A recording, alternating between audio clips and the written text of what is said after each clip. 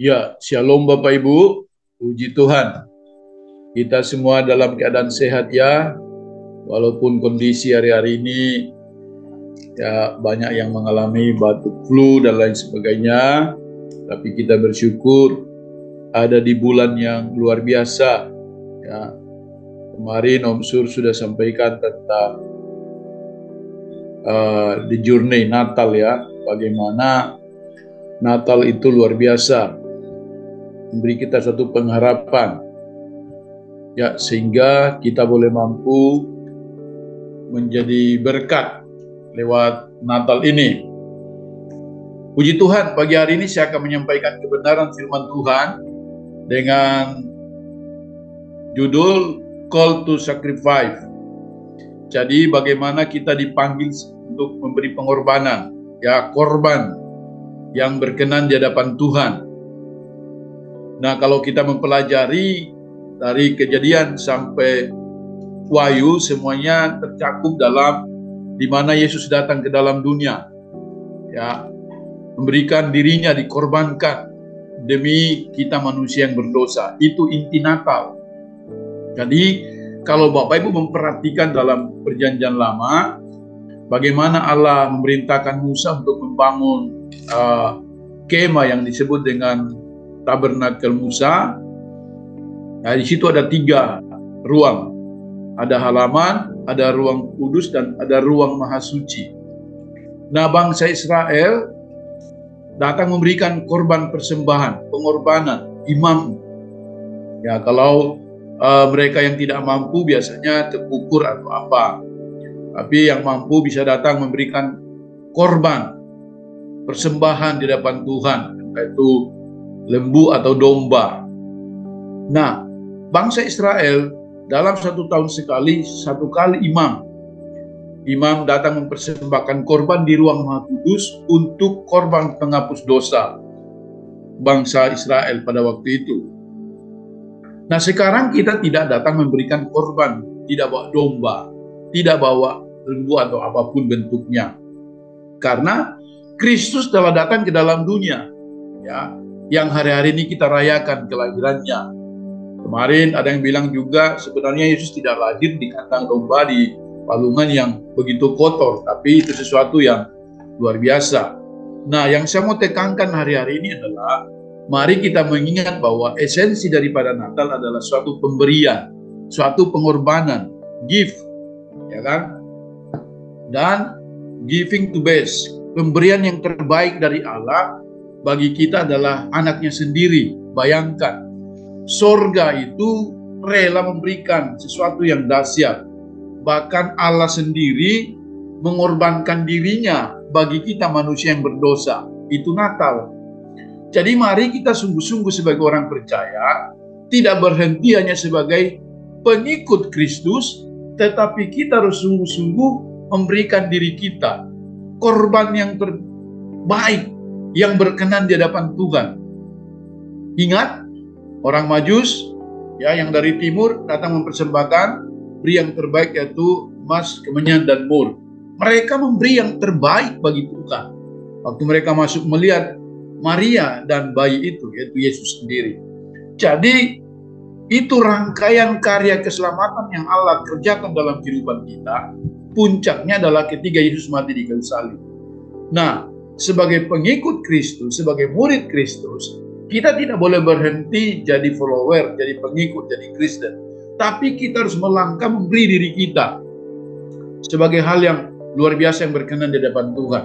Sebab 1 Petrus 2 ayat 9 berkata, tetapi kamulah bangsa yang terpilih, imamat yang rajani, bangsa yang kudus, umat kepunyaan Allah sendiri, supaya kamu memberitakan perbuatan-perbuatan yang besar dari Dia, yang telah memanggil kamu keluar dari kegelapan. Tolong garis bawahi, yang telah memanggil kamu keluar dari kegelapan kepada terangnya yang ajaib. Nah, sama ayat ini dalam Yesaya 9 ayat 2. Bangsa yang berjalan dalam kegelapan telah melihat terangnya yang ajaib. Ya, tidak berhenti di situ. Kita yang telah dipanggil sebagai imam, kita harus pergi. Kamu yang dahulu bukan umat Allah, tetapi kamu yang sekarang telah menjadi umatnya, yang dahulu tidak dikasihani, yang berjalan dalam kegelapan, yang tidak punya harapan, yang tidak punya masa depan, tapi sekarang telah beroleh belas kasihan, yaitu kita memperoleh keselamatan. Tadinya kita dalam kegelapan, tidak ada harapan, tidak ada sesuatu yang pasti, tapi lewat kelahiran Yesus ke dalamnya. Makanya Injil Lukas pasal yang kedua, ayat 8-20 mencatat ketika gembala-gembala di padang, pesan Natal bagi gembala-gembala pada waktu itu sangat jelas. Janganlah takut, sebab hari ini telah lahir bagimu Juru Selamat, yaitu Kristus Tuhan di kota Daud. Kenapa gembala-gembala ini dalam keadaan ketakutan? Kemarin Pak Sur sudah menyampaikan ini karena tidak ada pengharapan. Bayangkan, ada kurun waktu 400 tahun Allah tidak berbicara kepada umatnya. Tidak ada nabi, tidak ada hakim, tidak ada suara kebenaran yang disampaikan. Tapi kita bersyukur oleh anugerah Tuhan, Yesus lahir ke dalam dunia dan menyelamatkan kita. Itulah inti Natal. Jadi mari kita berpikir pengorbanan apa yang harus kita berikan. Karena saya percaya Yesus sudah melakukannya di kayu salib 2000 tahun yang lalu. Dan itu sudah sempurna. Tidak ada lagi korban yang berkenan di hadapan Tuhan selain satu-satunya, yaitu anaknya, yaitu Yesus sendiri. Jadi mari kita sungguh-sungguh percaya Yesus itu adalah Tuhan. Dia bukan Allah minor, dia bukan sekedar manusia, tapi dia adalah Allah, dia adalah Tuhan sendiri. Ya, yang rela tinggalkan surga kediaman yang begitu luar biasa, datang ke dalam dunia untuk menyelamatkan kita, dan dia korbankan dirinya. Dan Yesus berkata, ini yang aku lakukan bagimu. Apa yang engkau lakukan bagiku? Jadi Tuhan tidak minta apa yang kita punya. Oh, harta, kekayaan, langit dan bumi ini Tuhan yang punya kok. Dia berdaulat, dia tak tertandingi, dia Tuhan. Tapi yang Tuhan mau dari kita adalah kita diminta untuk memberikan korban yang berkenan kepada Tuhan. Kita semua dipanggil. Ingat, tadi dalam 1 Petrus pasal yang kedua 9. Kamulah bangsa yang terpilih, imamat yang rajani. Jadi status kita sungguh jelas di hadapan Tuhan. Tadinya kita bangsa yang hidup dalam kegelapan, tidak punya masa depan, tidak punya pengharapan, tidak pasti, tapi kita bersyukur bangsa yang berjalan dalam kegelapan itu telah melihat terang yang ajaib. Nah, terang yang ajaib itu siapa? Yang digambar kita ini loh, Kristus Yesus. Daging yang telah menjadi manusia itu telah menyelamatkan kita. Pada mulanya adalah firman, dan firman itu adalah Allah, itu adalah manusia. Allah, firman itu adalah Allah yang telah menjadi manusia dan tinggal dalam kehidupan kita. Dan kalau kita menyadari bahwa Yesus telah datang ke dalam dunia, lahir di kandang domba 2000 tahun yang lalu, melayani kurang lebih 30,5 tahun yang muka bumi, dia naik, dia mati, lalu dia bangkit pada hari yang ketiga dan naik ke surga. Dia sudah melakukannya yang terbaik bagi kita. Itulah esensi daripada Natal. Bagaimana Yesus sendiri korbankan dirinya.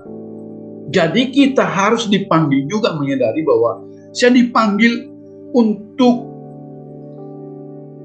memberi pengorbanan yang terbaik bagi Kristus.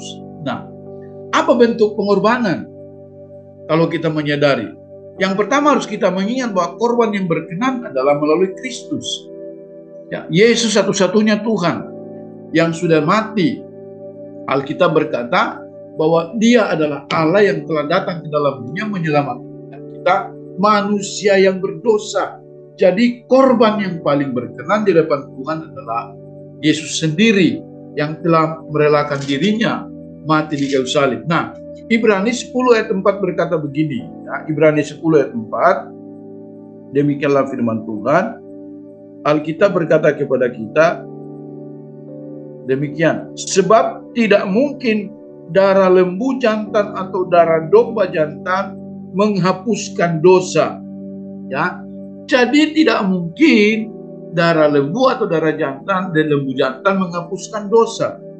Karena itu ketika ia masuk ke dunia, ia berkata, korban dan persembahan tidak engkau kehendaki, tetapi engkau telah menyediakan tubuh bagiku. Kepada korban-korban dan korban penghapus dosa engkau tidak berkenan. Lalu aku berkata, sungguh aku datang.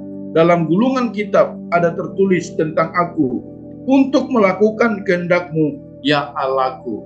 Jadi luar biasa, Yesus datang ke dalam dunia untuk menyelesaikan misi daripada Bapaknya, dan dia harus mati di kayu salib. Itu adalah korban yang berkenan Yesus. Jadi jangan sampai pengorbanan kita tergeser oleh hal-hal yang lain. Karena hari-hari ini akan ada banyak pengajaran bahwa di luar Yesus ada keselamatan.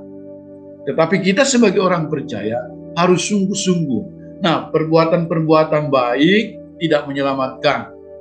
Ya, tapi syarat untuk memperoleh keselamatan adalah kita harus menghasilkan buah keselamatan. Jadi semuanya yang kita lakukan ini untuk kemuliaan Tuhan, bukan untuk diri kita sendiri. Saya tidak terlalu membahas jauh, tapi saya hanya fokus bagaimana Kristus telah mati dan itu korban yang berkenan. Nah, mari kita mengingat akan apa yang Yesus sudah lakukan 2000 tahun yang lalu, dan sebagai murid Kristus yang sejati, sebagai anak Allah yang sudah ditebus dari kegelapan kepada terangnya yang ajaib, ya, ekaleo, gereja, ya, eklesia, dipanggil keluar dari kegelapan kepada terangnya yang ajaib untuk menceritakan perbuatan-perbuatan yang dahsyat, yang ajaib dari Tuhan kita. Jadi, mari jangan sampai Natal ini kita nikmati sendiri. Natal tidak hanya sekedar baju baru, sepatu baru, ya apa yang baru, tapi hati yang baru dan terlebih jiwa baru. Kita bawa sebagai hadiah, sebagai korban yang sungguh yang berkenan di hadapan Tuhan.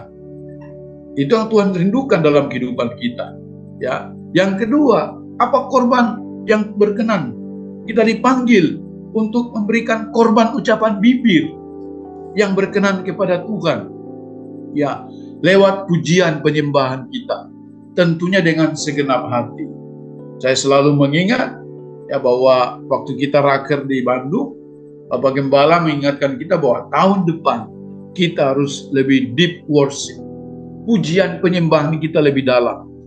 Karena saya percaya apa yang Tuhan berikan kepada pemimpin rohani kita itu sesuatu yang harus setiap kita sama-sama selaras untuk sungguh-sungguh melakukan, sehingga kita sama sinergi, sama-sama berjalan.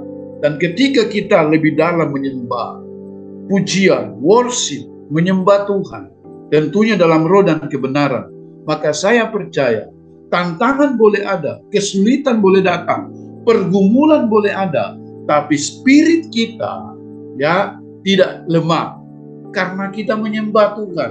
Waktu kita angkat tangan, Tuhan tidak hanya sekedar turun tangan, tapi potensi surga mengalir dalam hidup kita.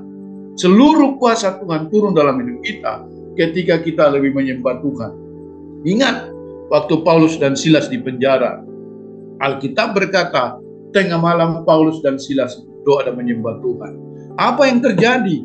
Waktu Paulus dan Silas berdoa dan menyembah Tuhan, Alkitab berkata, sendi-sendi penjara itu terbongkar dan rantai di tangan mereka putus. Betapa dahsyatnya pujian dan penyembahan.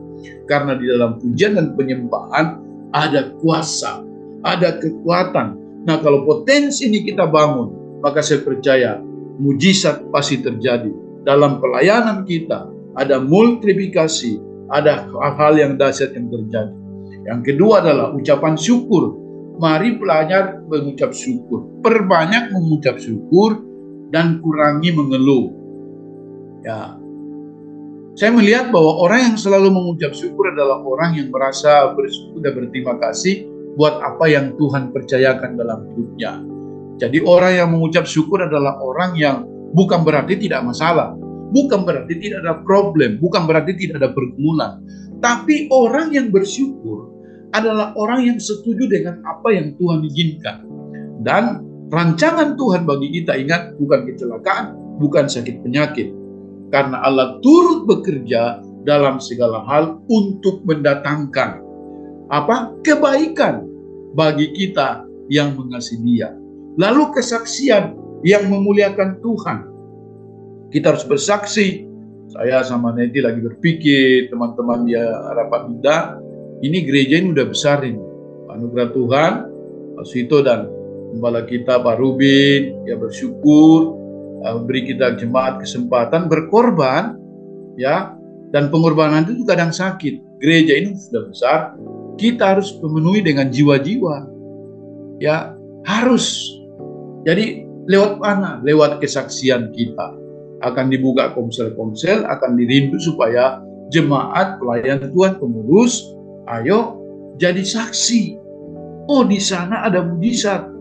Di GBI Bethel ada mujizat, ada Tuhan. Lewat hidup kita jadi terang. Natal itu jadi terang. Tidak jadi kegelapan bagi orang. Sehingga orang datang berbondong-bondong untuk memuliakan Tuhan. Bukan menjadikan mereka Kristen, tapi menjadikan mereka anak Allah. Bertumbuh dewasa di dalam Tuhan. Jadi kerinduan Tuhan pagi hari ini adalah yang kedua, korban yang berkenan kepada Tuhan. Dan kita semua dipanggil untuk memberi hal yang luar biasa. Pengorbanan buat Kristus itu dahsyat. Tuhan mau supaya kita sungguh-sungguh beri yang terbaik bagi Tuhan. Yang ketiga, wujud korban yang berkenan adalah perbuatan baik. Ya, perbuatan baik itu contohnya seperti apa? Pada orang miskin. Saya kemarin waktu lagi pasang banner, ya baliho di depan gereja itu kan kita pakai lampu, ya jadi malam bisa dibaca orang. Dan ada yang datang ke gereja tanya, oh ini baru, padahal sudah lama karena sempat tidak kelihatan, dibuat jadi bagus. Jadi ada tulisan Bethel gede-gede biru, tulisannya putih, warna biru, dasarnya putih. Orang tanya, ya, lalu malam-malam sampai jam 2, Satpam keberatan kalau kerja sampai jam 2 pagi. Karena itu mau kejar target. Ya kan?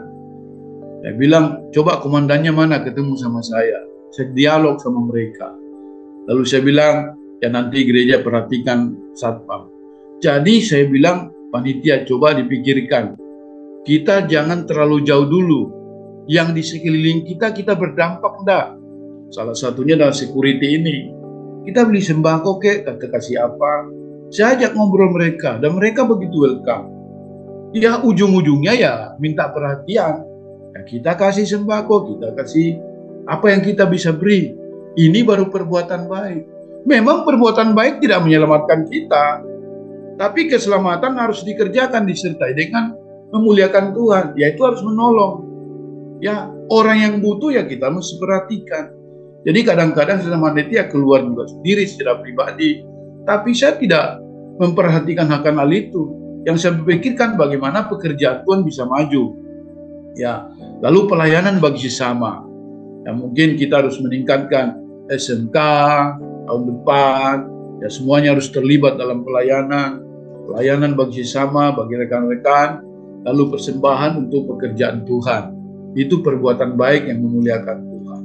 Ya, seperti kita perhatikan ini, janda yang memberikan seperti itu harta yang satu-satunya yang dia punya. Tapi dia beri yang terbaik. Itu pengorbanan yang luar biasa. Ya, banyak hal dalam Alkitab menceritakan bagaimana seorang wanita yang mengurapi Yesus sebelum Yesus disalibkan.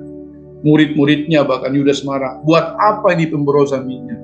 Tapi wanita ini memberi yang terbaik. Itu kalau dipikir gaji 1 tahun dihabiskan hanya untuk membeli minyak yang begitu mahal. Karena dia tahu wanita ini adalah wanita yang hidupnya mungkin ya kurang atau mungkin tidak berkenan, tapi dia memberi yang terbaik bagi Tuhan. Apa yang kita punya? Mari seperti orang Majus datang mempersembahkan korban, persembahan yang luar biasa. Ya, sebagai hadiah yang terbaik bagi Kristus Yesus. Kita melangkah sebelum tutup tahun ini. Apa yang kita berikan bagi Tuhan? Semangat Bapak Ibu, teman-teman, rekan-rekan, hamba-hamba Tuhan. Jangan padamkan roh. Ya, jangan takut. Jangan lemah. Saya mau dorong kita pagi hari ini. Mari kita berjalan bersama dengan Tuhan.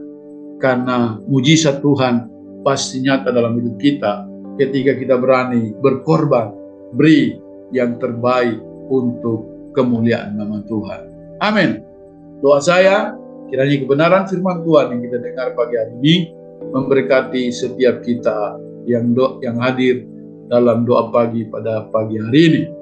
Saya kembalikan kepada Bu Juni. Tuhan Yesus memberkati kita semuanya.